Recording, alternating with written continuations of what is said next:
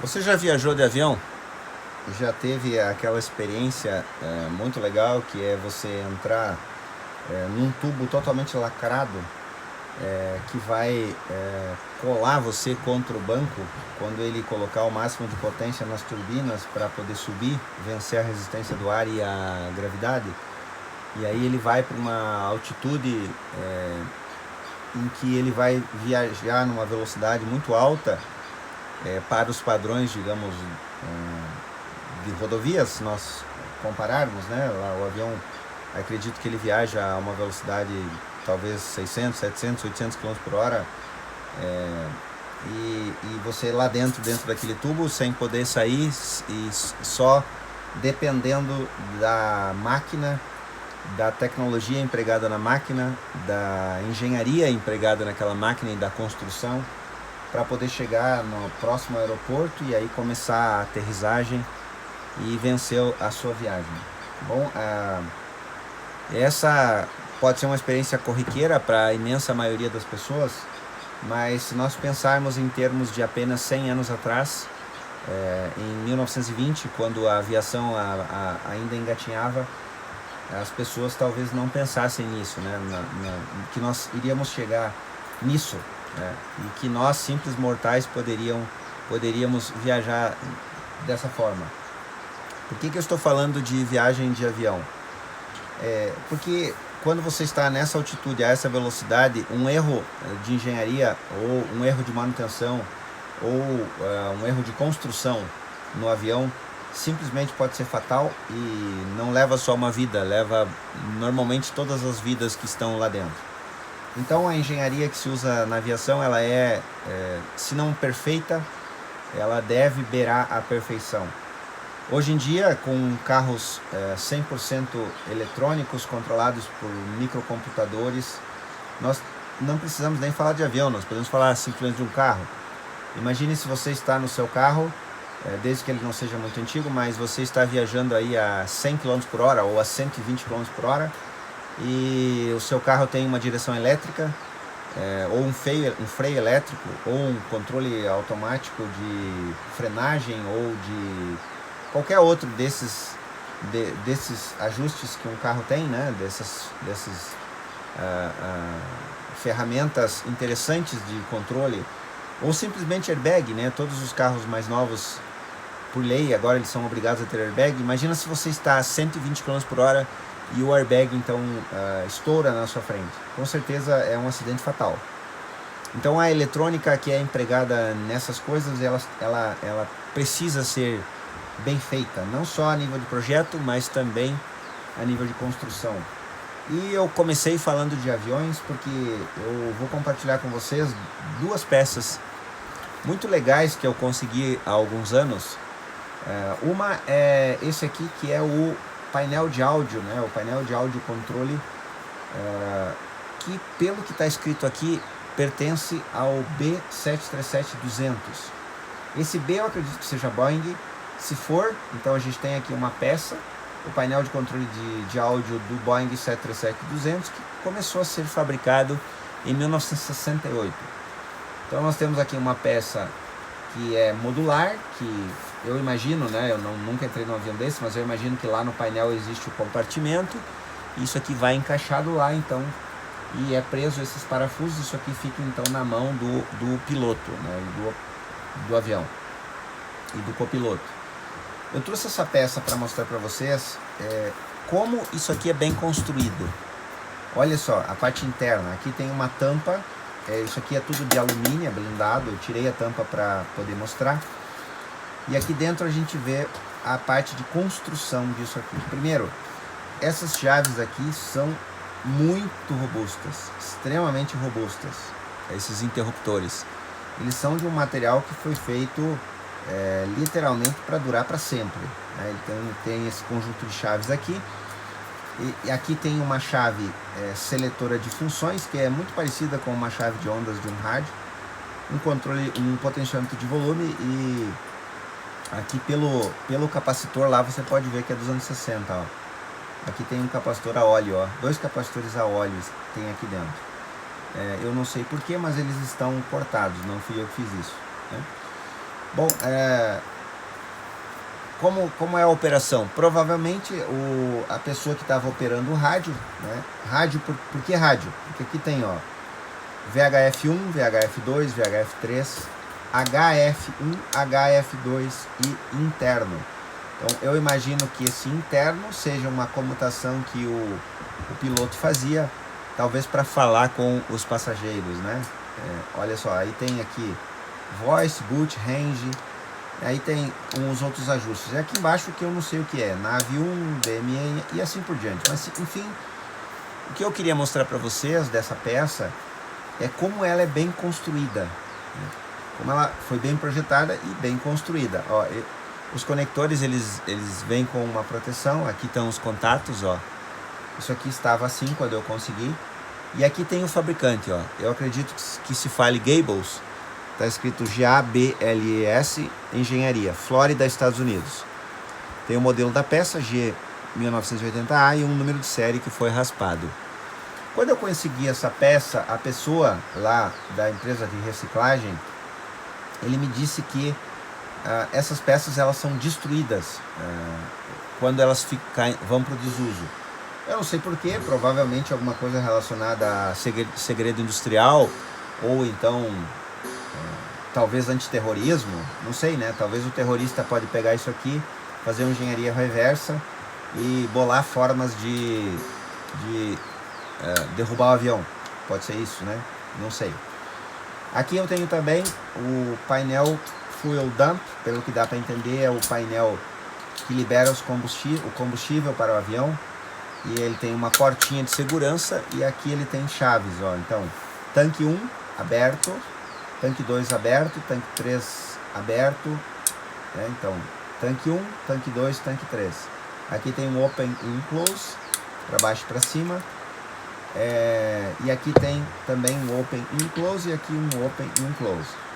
Bom, aqui tem uma lâmpada que indica válvula, válvula em trânsito, está escrito aqui. Se alguém que está assistindo esse vídeo é piloto ou entende de aviação, pode comentar. Mas o objetivo desse vídeo é mostrar para vocês a engenharia disso aqui e a construção disso aqui, a extrema robustez. Ele levou uma paulada aqui, ó, segundo o relato lá da pessoa, alguém quebra isso aqui, né, com marreta ou então até passa com uma máquina por cima. Mas felizmente eu consegui salvar essas duas peças e elas vão permanecer aí guardadas. Bom, por que eu estou falando de aviação e de engenharia de aviação e de construção de aviação? Eu estou falando nisso porque quando a gente fala de aparelhos fabricados na China, no século XXI principalmente, infelizmente, a gente tem que falar que não tem qualidade na construção. Infelizmente, né?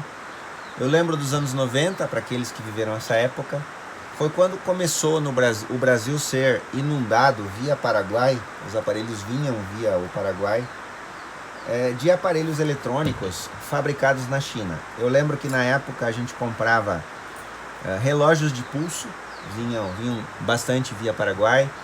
A gente comprava rádio-relógios, a gente comprava rádios, tudo vinha via Paraguai, fabricado na China. Mas essas coisas não tinham qualidade. Elas, normalmente, os próprios relógios que vinham naquela época, não sei se hoje ainda existem, mas naquela época existiam os sacoleiros, as pessoas que atravessavam a Ponte da Amizade, que fica entre Foz do Iguaçu e Cidade del Leste, no Paraguai. Existia aí a fama de que os relógios comprados no Paraguai, antes de atravessar a ponte ou em cima da ponte, eles já paravam de funcionar. Por outro lado, na época dos anos 90, quando surgiu o videocassete, eu lembro bem que existiam pessoas que traziam do Paraguai o famoso videocassete Panasonic modelo J26. Inclusive eu tenho um aqui no museu. Esse videocassete custava, na época, alguma coisa o equivalente a $2.000 hoje, né? Então seria mais ou menos uns R$10.000 hoje um videocassete desses. Tanto é que as pessoas faziam um consórcio para poder comprar esses videocassetes. E esse videocassete ele era maravilhoso. Ele tinha uma fabricação muito boa, tanto é que até hoje existem esses videocassetes funcionando. Panasonic J26. E aí eu lembro de um amigo, engenheiro aposentado, que tem uma frase interessante. Ele diz que os chineses fazem coisas de qualidade quando eles estão sob o chicote das fábricas. Então, por exemplo, Samsung, que não é na China, é na Coreia, né? Mas você compra equipamentos Samsung de excelente qualidade que são fabricados na China. Por quê? Porque o chinês está sob o chicote da Samsung. Apple, por exemplo, se você tem um iPhone ou qualquer produto Apple, você vai olhar atrás dele e você vai ver que ele é fabricado na China, mas está sob o chicote da Apple lá dos Estados Unidos. Mas aquilo que não está sob o chicote das fábricas, como relata muito bem o meu amigo, está sujeito à forma de fabricação dos chineses. E aí que nasce o problema. Este é o lendário Degen DE1103 PLL, um rádio que fez história, principalmente no meio dos radioescutas. É um rádio hoje bastante raro e desejado. Quem tem esse rádio não vende, e se vender, e você tiver a oportunidade, compre na hora. Eu não tenho esse rádio. Se eu tivesse a oportunidade, se ela surgir, eu compro na hora. Por que esse rádio é excepcional? Porque ele é muito sensível e seletivo. É um rádio que cobre várias faixas, se você não viu isso ainda. Ele vai aqui de aproximadamente 3.2 ou 3 MHz até 21, 22 MHz. Então a faixa é excelente e ele é extremamente sensível e seletivo. Só que ele tem um problema. Ele é fabricado pelos chineses. E eu já constatei isso em outros rádios iguais a esse que estiveram aqui. Esse rádio pertence ao Eliseu. Ele mandou para cá para que a gente fizesse uma revisão geral nele. Ele estava bastante sujo, alguns mau contatos, a frente estava descolada. Ele tem um problema aqui no knob do encoder de volume e sintonia. Em algum momento alguém quebrou esse knob e colaram aqui na posição errada. Só que simplesmente esse knob não existe. Então nós estamos tentando achar uma forma de resolver isso. Talvez encomendar um clone desse knob, né, em algum lugar. Mas o que eu quero mostrar para vocês é o seguinte. Primeiro, eu vou mostrar a parte eletrônica da placa. Essa aqui é a placa onde a gente tem a maior parte do circuito, ou todo o circuito de RF do rádio. Esse é um rádio analógico. Ele não é um DSP, ele não tem um processador digital. Ele é um rádio analógico de dupla conversão. E aí está o segredo do sucesso dele, né? Você vê aqui poucas bobinas, é visível, né? Pouquíssimas bobinas. Ele usa filtros, ele usa mais de um filtro. E ele tem uma engenharia que deu certo, foi um projeto que deu certo. Tanto é que existe a crítica muito presente ainda entre os especialistas em rádio, os radioescutas principalmente, que a versão nova desse rádio, que é a versão DSP, a versão digital, ela não se compara. Se você não viu o vídeo, procure nas playlists do canal a comparação que nós fizemos entre esse rádio antigo e o novo.